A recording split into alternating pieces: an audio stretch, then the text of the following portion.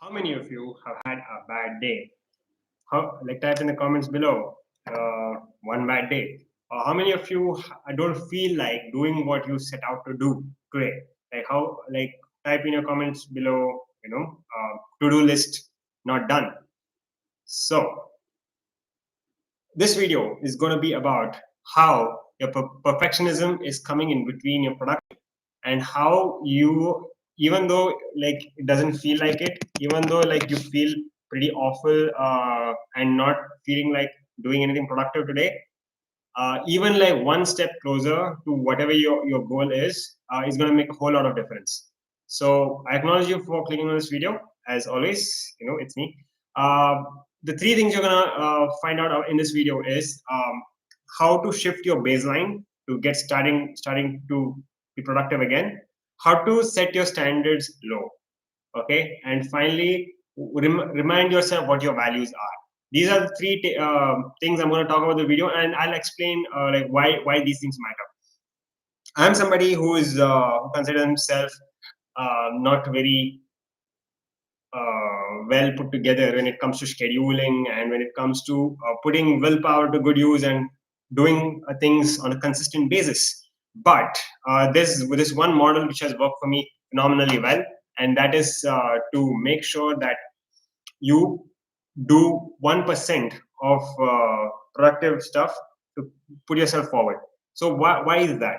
Why does 1% a day make a huge difference in the what does it even make a difference at all? So Robin Sharma, in one of his books, he states that micro changes lead to macro results. So a small shift in your trajectory, it can have a vast difference on the direction you're going.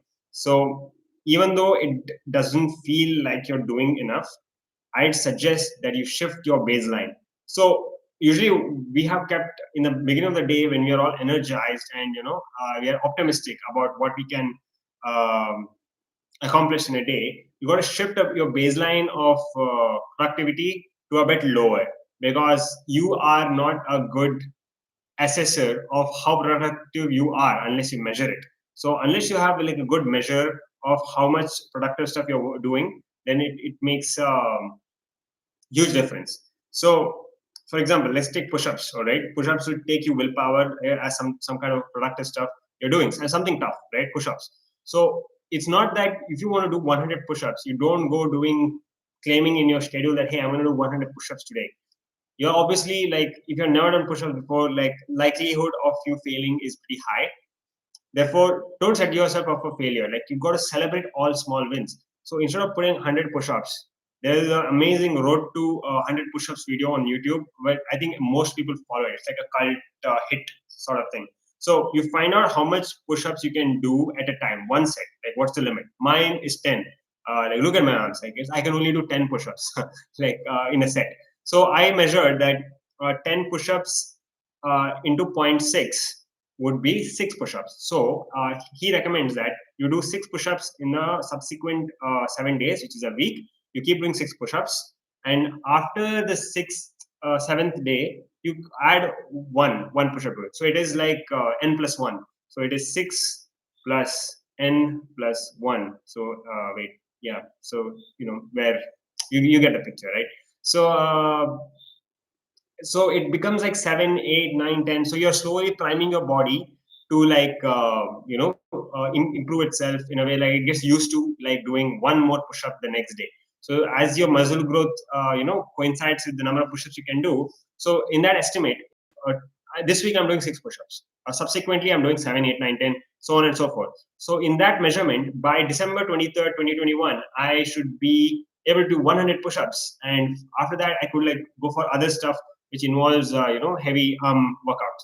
So similarly, you got to figure out what it is, the project that you're doing, and of course, it's like if it's a skill training, like patience is key here. Patience is almost like a competitive advantage. Like Robert Greene in his book, The 48 Rules of Power, says that patience is one of the virtue of the gods because they are immortal, right? They can like see far ahead, and they'll be patient to like bring things into fruition. But you don't need to wait that long because most of likely your projects are something which are within your timeline, In a year, for every day in a year, if you kept doing that one thing for like an hour per day, and I think you'll be able to create something very fascinating, right? Very, very incredible, in fact. So, case in point is artwork that I'm doing.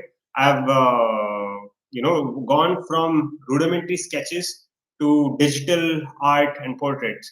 And even though like my digital art is still not up to the mark that I wished it to be, sometimes even I get frustrated.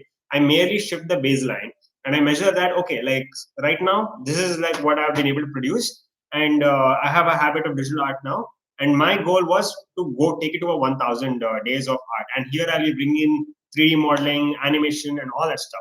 There's a lot of things to go forward with here, and I'm not gonna stop practicing. So set your standards low. Shifting your baseline is similar to like setting your standards low. Put it down. It's okay. Like it may feel like you're missing out. Oh, like I'm not working hard enough. But believe me, the momentum you gain from setting your standards low is gonna like snowball effect into something much bigger.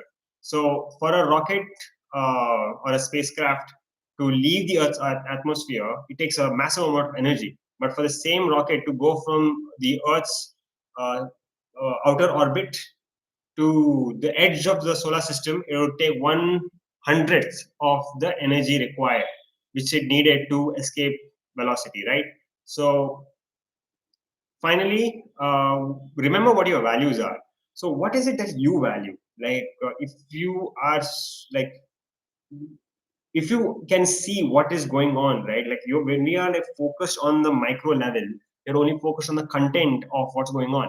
But when you sit back and see like the whole picture, which is the context of the thing, you find out that, hold on, like this is just a temporary setback, and my direction is over there, so I can just move towards that.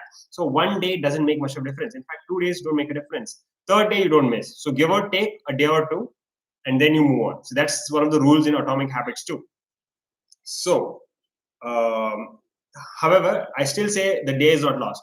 That's how I was able to reach 80% of War and Peace, because War and Peace is a massive book. I'm still reading it, even though I made a video when I reached 70% of the novel. It's back there in my channel. Still, I'm still finishing War and Peace, and I've reached 80%. I have more percent of it to go. And even though there are times when I feel like not reading it, I just go open my Kindle, switch it on, read one word or even a sentence, and then move on.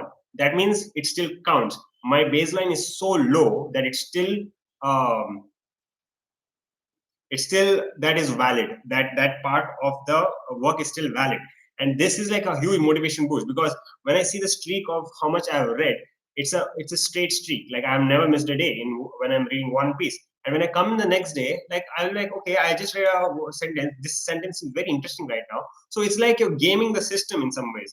Like whatever your thoughts or feelings come in play, you just shift them towards a new path. And I believe using this system, it has worked for me with a much bigger book in the last year, when I had read The Second World War by Anthony Beevor. I had just felt like reading a book about World War II, and that book was amazing. The fact that I stuck with that book using the same methodology of giving it 1% improvement every day, it worked. So it's all about a matter of patience, and like this, it would work. I'm telling you, it would work. Like maybe your goals might shift along the way, and it might be a good thing even. You'll get much, you might be a bit more wiser as you keep going along in this goal. Therefore, that's why I'm making this 1,000 YouTube videos. So before, my YouTube videos were just 3 minutes. Maybe they were much more watchable, and it made better business sense to like only go for the 3 minute video. And now they're going 9 minutes to 10 minutes. I'm just riffing off here, and maybe like in the subsequent years, uh, months, maybe I'll probably like take some video, stitch it up part, and edit it better. And if you can see, like I'm working on better thumbnails now. So like little by little, 1% improvement, and maybe you might see some really good animations soon, because I'm working on animations as well. Uh, Even like I'll just give you a small tiny example about how I'm applying this to animation. So I intended to make a video game out of this open source software called Godot. And no matter how much I tried, right, I tried to forge in the manual, and trying to get top down into Godot is always difficult, because to make a video game, you also need art assets. You basically need a character, and you need an environment, art graphics and creatives, which I did not have. Back then I didn't even know how to do graphics, art. And also you needed to know how to do animation like rudimentary animation to make your character move and stuff. I did not have that either. And some other assets, some rudimentary coding knowledge, do it. So when I uploaded it from the top down, it was a catastrophic loss, basically. Like I just gave up, and I never looked at Godot again. I didn't do anything productive in that domain. Now, fast forward a few days, and I realized that, what, I just want to draw. I'm like, that's the most basic thing a video game is. Like, it's a drawing which doesn't move, basically. A drawing is that. So I began, working on sketching, like making sure that I sketch everything, which evolved into paintings and watercolor paintings, and it became more and more elaborate. Then I thought, hey, look, I stuck with this for 100 days plus. Why don't I buy a graphics tablet? Like, I know it won't go to waste if I buy it now. Okay, occupational hazards of having a stream live. Yet I got myself a graphics tablet, and I'm working on like a rudimentary animation capabilities with this open source software called Krita. And later I'll be working on Blender and Godot. So it's like I'm coming from below. Even like I'm working on drawings, working on digital art. Then I'm gonna go to animation, Blender with 3D modeling and whatnot, and finally Godot when when I use that to make video game assets and stuff like that. So you'll be seeing it pretty soon. I estimate that it's going to be an exponential growth. The skills that I already have. So watch me grow, I guess. See ya.